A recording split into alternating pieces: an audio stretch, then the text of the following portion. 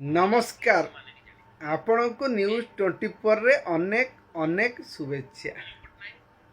प्रथमे आजिर विषय वस्तु विषय आमे जानिबा। विषय वस्तु हैला राज्यसभा कैंडिडेट जो दुई जन को छड़ा है, गोटे है संपृक्त मिश्र, द्वितीय जन होती आपणकर डॉक्टर दंतेश्वर होता।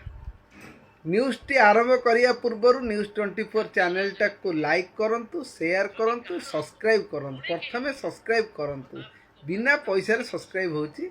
यह कले आमको साहस मिलिबो भल भल वीडियो करिया पई। प्रथम कथा हला, आपण माने भाबुथिबे जो दुईटी कैंडिडेट सिलेक्ट हेइची ये नवीन पटनायक सिलेक्ट करिसंती।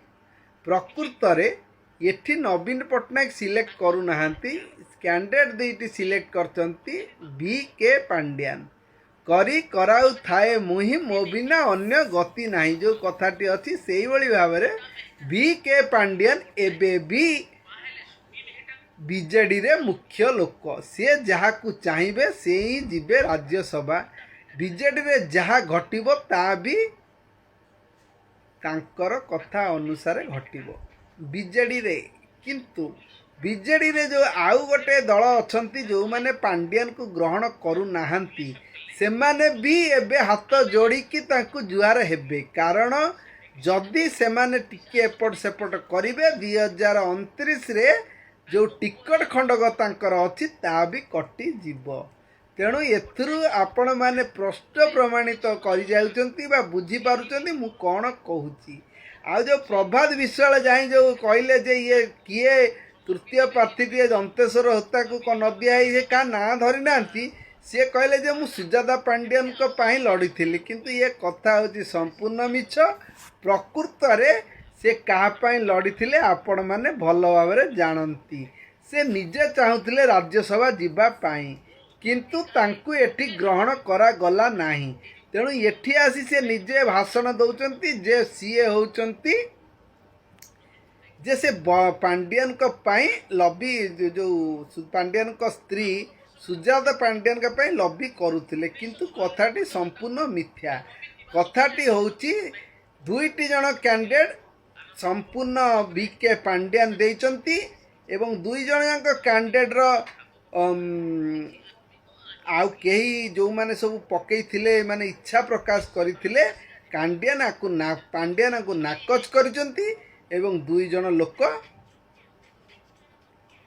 टिकट पाइचंती।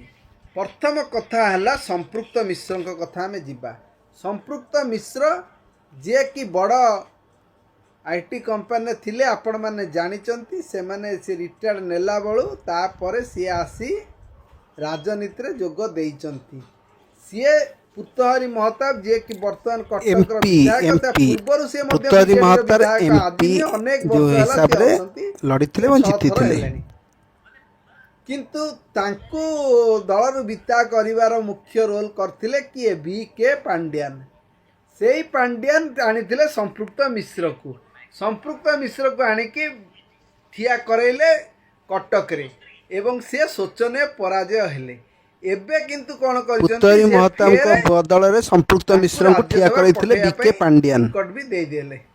आउ जने हेले संपृक्त जो हमर दंतेश्वर होता जे कि कटक बड़ मेडिकल यूरोलॉजी विभाग रे प्रोफेसर एवं से जने उच्च माने शिक्षित एवं बहुत विज्ञ डॉक्टर। किंतु तांको नारे केळंकारी मध्य अछि। से जेतेबेले कटक बड़ मेडिकल रे प्रोफेसर थिले से तांको स्टूडेंट मान को कहउथिले तांकर गोटे प्राइवेट क्लिनिक को पठेया पई रोगी को एवं सेटारे जाई रोगी भी देखिबा पई एभली केळंकारी तांको पाखरे आसीथिला। सेणु तांकु फेर बदली कराइथिला। से फेर जाइथिले बरहमपुर मेडिकल कॉलेज रे से भी सेटारे प्रिंसिपल करथिले। किए करिथिले ताकू 2018-19 कथा कहतु किए करुथिला 5T सचिव जेते किए बी.के. पांड्यान तांकु सेठिकी पठैथिले। तेणु ये जो कथा उठुची जो प्रभात बाबू कहते जे मु होची पांड्यान को स्त्री पाई लॉबी करथली, या होची संपूर्ण मिथ्या। से कहते दल पाई से काम करते, प्रकृत रे से दल पाई काम करते, प्रकृत रे से जने योग्य प्रार्थी। किंतु एठी किए शुणुची एटी तो मुख्य कथा है बीके पांडियान जहाँ चाहिए सी ही दल में टिकट पाइबे एवं आगु को जीवे किंतु कथा होची गोटे कैंडिडेट जितियापाई 20टी एमएलए सपोर्ट दरकार नवीन बाबूंकर 48टी एखिना एमएलए अच्छा 30टी एमएलए सपोर्ट दरकार 30टी एमएलए गोटे राज्यसभा प्रार्थी 100% बीजेडी तरफ जाऊँगी किंतु जो आउ गोटे 60टी आउ जो रहा 20टी आउ थे 10टी आवश्यक हम तेणु एबे शुणा को मिलूँ कांग्रेस काले सपोर्ट कर बीजेडी की संपृक्त मिश्र को जीवाई सॉरी जो आमर दंतेश्वर होता टिकट माने जो भोटिंग करेंगे किंतु गोटे प्रश्न ये उठुची पांड्यान को विरुद्ध रे जेतिकी लोक सब थिले जे पांड्यान को विरुद्ध रे जो माने जो एमएलए माने जाई मेली करथिले भुवनेश्वर रे जो आपण माने जानी थिबे भोजी करुथिले पांड्यान विरोध रे कहउथिले जे पांड्यान आमर नेता नुहंती एठु जणा पड़ी जीवो प्रकृत रे बीजेडी लोक माने नेता माने भोट करिवे कि नाही कारण तांको भोट ऊपर निर्भर करे राज्यसभार 2टी कैंडिडेट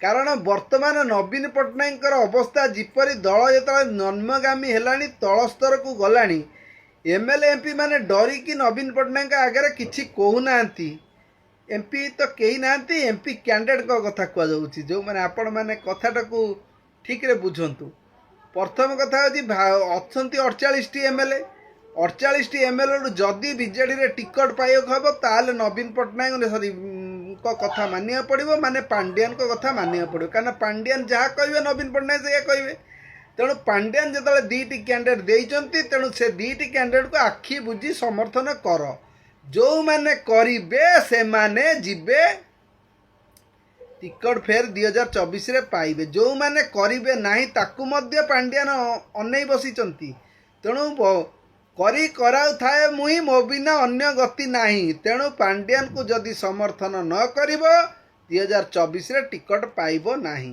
तापरे एबे भी जो माने बीजेपी 2029 रे टिकट पाइबार अछि तो ए दी जण को सपोर्ट करो नहले टिकट पाइबो नाही 147 टी आसन रे जदि एमाने जिबे कोठी फिट हेई पारु नाहंती तापरे दल मध्य चाहू नाही कारण एटा नुहे गोटे माने आंचलिक दल नुहे एटा होची गोटे केंद्र दल तेणु एठी जहाँ निष्पत्ति निया जिवो आपण सब ओपुर निया जिवो तेणु एठी जदि बीजेडी रो जो एमएलए माने बीजेपी रे मिसी जिबे समस्ते कोन टिकट पाइबे किछि दक्ष लोक टिकट पाइबे तेणु आउ गोटे समस्या हलानी जो आपणकर 48टी कैंडिडेट अच्छी एमएलए कैंडिडेट से माने समस्ते 2टी जो कैंडिडेट बीजेडी दे तांकु भोट करिवे तो कारण आगामी दिन रे जो माने आपण माने जानिचंती प्रभावशाली लोक तांका हाथ रे एमएलए अच्छी 20-25टी जड़े प्रभावशाली लोक अच्छी बीजेडी रो सबुठु टाणुआ